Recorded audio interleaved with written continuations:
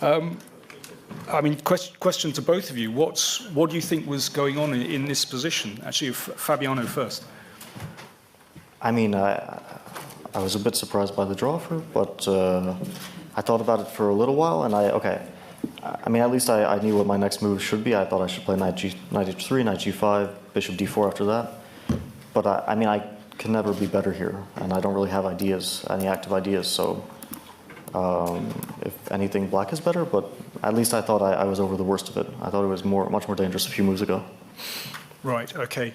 Magnus, so you offered a draw. I think it took us all by surprise, actually. Well, I mean, basically I was going to play queen a5. Let's say after bishop d4. Straight away? Yeah, well, or take, I don't know. Yeah. But anyway, I was thinking of, let's say takes and queen a5. Yeah. Thought he'd take, because if queen a3, then b5. And here I thought his knight is coming to c3, and there's just no way to progress. And if after knight d1 I play b5, then he takes and goes knight c3, rook a5, rook b4. Knight c3, b5. Takes, and take, knight c3, rook a5, rook b4. Yeah. Or or something like a3. Yeah. But basically you felt white was okay. Yeah. Yeah. All right. Well, as I said, it kind of took us all by surprise. It was a really fascinating, complex opening. I mean, what was your attitude going into the game? Actually, what was your feeling? I mean, I was going to play the same way. I was going to try to put pressure, and if I got a chance, I'd try to take it. But the opening didn't really work out the way I'd wanted. Yeah. I was down a lot of time, and I had a position I didn't really feel comfortable with. And yeah, maybe somewhere around here I should have done something better. But I don't know. I thought about playing my knight on b6, but then I didn't really like it. I thought it was also very risky to put my knight there, even though it's ambitious, but it could also turn out very bad. But yeah. When you said earlier that you felt there was a moment when you were in real danger, I mean, what moment was that exactly? This moment I was not. Where was it? Yeah, I was very worried about bishop a4 because I thought if I played b3, then I wasn't sure about the sack or going back, and if I play rook c1, then I thought b5. I mean, I probably should play rook c1, but then b5. And if I take, then queen b6 or something. And if bishop d4, then this position I didn't like at all. I guess rook c4, bishop b5, back somewhere, and then like queen b6, or rook b8 maybe, I don't know. I mean, I just have a really passive position, and my king is kind of weak, so. Magnus, what did you think of this? No, at this point I probably was not in the right mindset to go for it. Okay. I mean, I was just happy to play a4 so that he cannot play bishop d4 because of knight b3. Okay.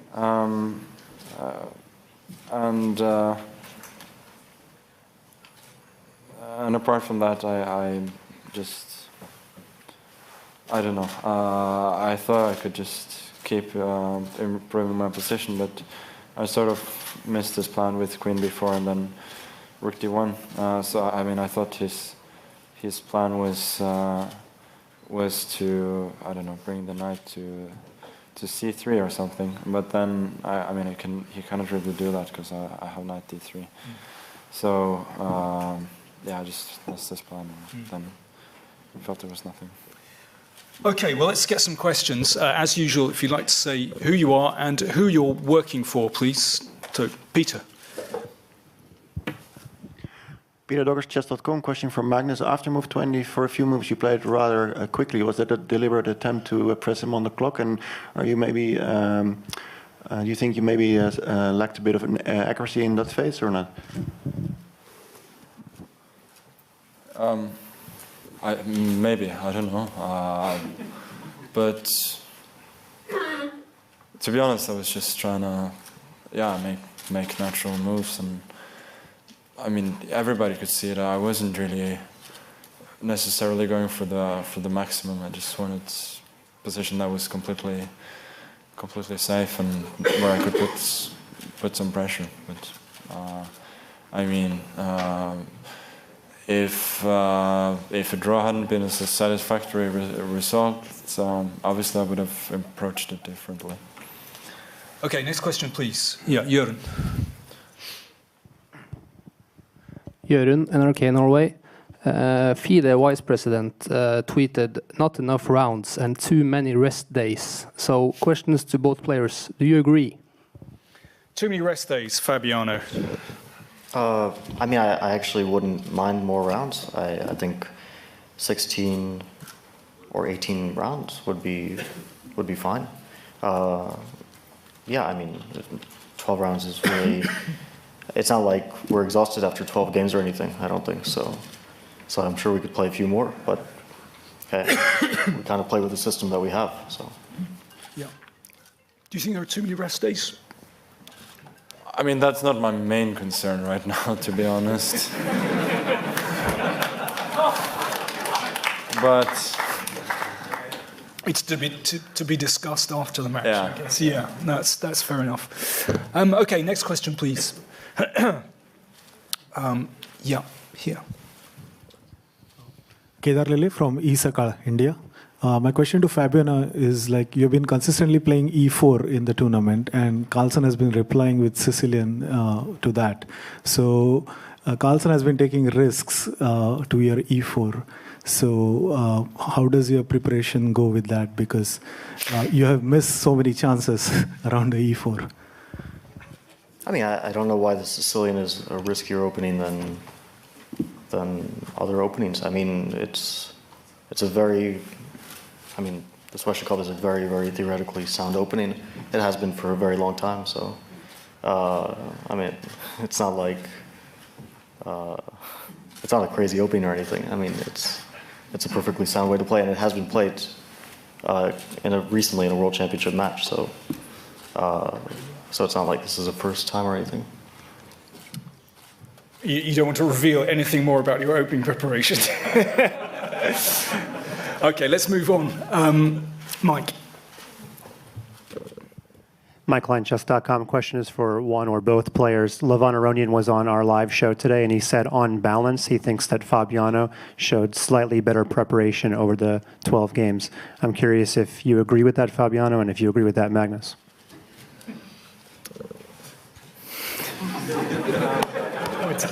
Either of you, Magnus. I don't know. I think it's at this point absolutely irrelevant. So I mean, the match is equal so far. So it's I mean, I don't know. It's not very interesting right now. I don't know if you want to add to that. If not, we'll move on. Yeah, I mean, we both had our moments. Neither of us has shown dominance in any stage of the game. So yeah. Pretty balanced. Okay, next question, Stefan. Thank for the Allgemeine to both players. There was a moment when Magnus, when you played A5, certain top grandmaster was getting crazy at you that you didn't play B5. What did you think about the move B5? And Fabiano, what did you think about that as well? Did you expect this? I thought it was going to go Queen A3. I don't understand. If I play like Bishop E2, what's the problem? Well, Bishop E2, I go A5, no? Yeah, this is not good. Although, wait, Queen D2, are you in time? Because I have FE5. So. Well, I have B3 now. B4 and B3. Yeah, maybe. Or maybe Bishop C5 is okay here. Queen C5 and Knight. I don't know. I think the answer is very simple. This was just not my goal. I mean, once again, my approach was not to just unbalance the position at that point. I had a very clear path with E4, which with a5 and e4, which gave me a completely safe and position that I could maybe play for a win, and it seemed nonsensical for me to go for anything else. Can I just follow this up with one thing? The computer showed up to Sessi showed up to an advantage for black of close to 2 points with b5. What do you think about this? I mean, I don't care. Okay. Next question, please. Yes, just at the back there. Yeah. Hi, Ole from VG Norway. Question to Magnus. As you went for the draw today, does it mean that you are very confident of winning the tiebreak? I mean, I think I have very good chances, obviously, but I'm not. I don't know. I don't know what's going to happen, but I'm. Before today, I thought getting a tiebreak would be a good result, so I'm still happy about that. Fabiano, how do you feel about your chances going to the tiebreaks? Confident? Well, I'm mainly relieved because I thought it was quite close today. I was very worried during the game. So, when you feel like you're sort of on the brink of defeat, or at least you have a very dangerous position, then of course it's quite good. Yeah. Macaulay Peterson, Chessbase. Speaking of the tiebreak, according to the regulations, there's a small financial incentive to go for the tiebreak of 5% of the prize fund. It doesn't amount to much in the grand scheme of things, just an average journalist's annual salary. But I was just curious if, one, you were aware of the regulation at all, and second, if that enters your mind and calculation in any way. Were you aware of that, Fabiano? Yeah, but I don't really care about the money that much. Yeah. Magnus? No, I wasn't aware. Okay. Right, next question. Yeah, Anatol.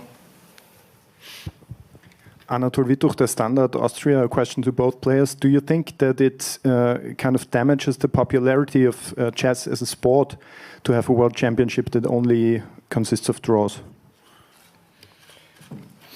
Magnus? I don't know. Impossible to say. Okay. Fabiano, you want to add anything to that? No, it's not my job to. Yeah. I mean, we work with the match that we have. Yeah. If the powers that be want to change it, then we'll work with something else. Well, I hope that it generates a lot of interest because it's been an incredibly close match. That's what I would say. But anyway, yeah. Let's have a question here. Yeah. Could you get the mic? Excuse me. Could you get the microphone, please? Tim Wall, ECF. Magnus, are you going to risk playing football tomorrow? Maybe. Why not? Okay. Let's see. Yeah. Let's get a question here. Dylan Quersha, King Chess Documentary and US Chess. One more question about this game.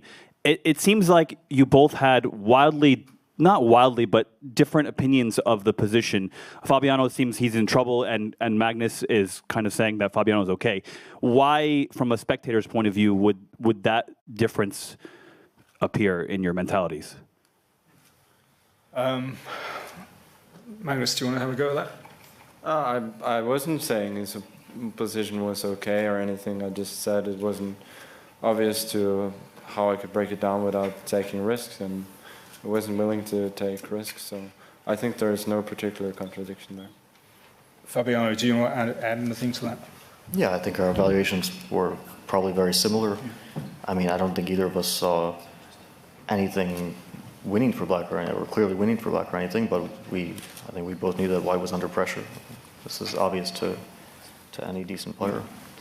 Okay, let's take, if there are any more, but I think we might wrap things up there. And then I'd like to invite to the stage Stéphane Escafre, the chief arbiter, who will conduct the drawing of lots for the rapid play games that will take place on Wednesday. So Stéphane, if you'd like to join us, please. Yes, thank you very much. So this will be very quick. You just have to choose one box, and this will give you the color for the first game. Okay. Can I go, or you want to go? Or? Okay, I'll go. What should I do? You should open it, or I can do it if you prefer. White. So, thank you very much. So you will play white for the first game. Okay, that's all for me. Thank you, folks. Yeah. Yes. We can show the other one, just in case. Fabiano, do you want to check the other one, please? That's the oldest trick in the book, yeah. If it's a white one, I tell you, there's going to be trouble. Maybe I will take the king back because we need to play. Looks good. You don't want to show it for the cameras. Excellent. So that means that, as I understand it, the tie breaks will begin on Wednesday at 3 o'clock, so the normal starting time. So the players will now have a technical meeting to just finalise details, and thanks very much.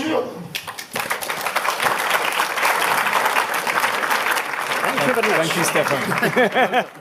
Short and sweet. As you have seen, Magnus Carlsen will have the white pieces in the first rapid game. It's 4 games with a time control, 25 minutes plus 10-second increment. And if we have still no winner after the 4 rapid games, then mini matches of blitz games will take place, up to 5 mini blitz matches.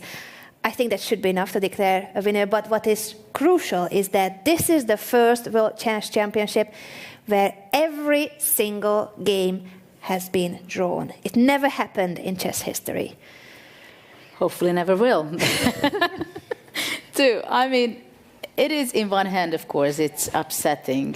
In other hand, you can see that both players really played very well up to game 10. And after that, when we just thought we warmed up with game 10, and that's the kind of game we are going to have in game 11 and game 12, and then some break was pulled in, right, completely in their minds. I mean, game 11 by Magnus, clearly not even putting real effort into win. And today, by this drawer, I mean, when we saw the handshake, some people thought that Fabiano resigned, which was obviously not possible. But on the other hand, it's also extremely difficult to believe that it was a drawer by Black. And who offered it, it's Magnus Carlsen, who probably would never done something similar like this in any other tournament, or if the pressure wouldn't be so high. And he was highlighting it already in game 10. Starting from game 10, it seems like he couldn't stand the pressure anymore, and he couldn't focus simply. He couldn't get off his mind on the tension that every or any move can cost his crown. And he just couldn't stand it, and he couldn't handle it. With the white pieces, he couldn't play for a win. With the black pieces, he came here today that he cannot lose, and draw is good. Because if he's not thinking like that, if he plays for a win and ready in his mind that if he's receiving chances, he can win the game, then I'm sure he would play differently. Yes. And we can even say that when he got moved 25, 24, 25, it looked like a dream position for Black, even though Fabiano made this surprising rook h2, rook maneuver, and long castle. It's surprising, unbelievable that we had the 12th draw in this manner, the way we had it. But I guess Magnus' mindset was so much already that he wanted to be relieved of this game. After the 10th game, he said, I want to have 6-6. I go for the rapid. I'm the favorite there. Things will happen fast, so it will be easier to handle. And that shows also from how he reacted to some of the questions of the journalist. And when he was told that at some point of today's game, he had a -2 advantage. -2 on such a professional level, it means basically a winning position. And normally he would know it. I'm pretty sure he knew it, but he would also try to convert it under normal circumstances, not here with such pressure. And it's not only that, he had a position where practically he's playing without too much of a risk. I mean, then I'm exaggerating if I'm saying that. I mean, really there is no real risk, right? So in his head, he was not ready to win today's game. He just wanted to move on to the playoff, and I think it can cost him the crown. You think that this was a mistake, this mindset? This mistake, maybe it will be not forgiven to him.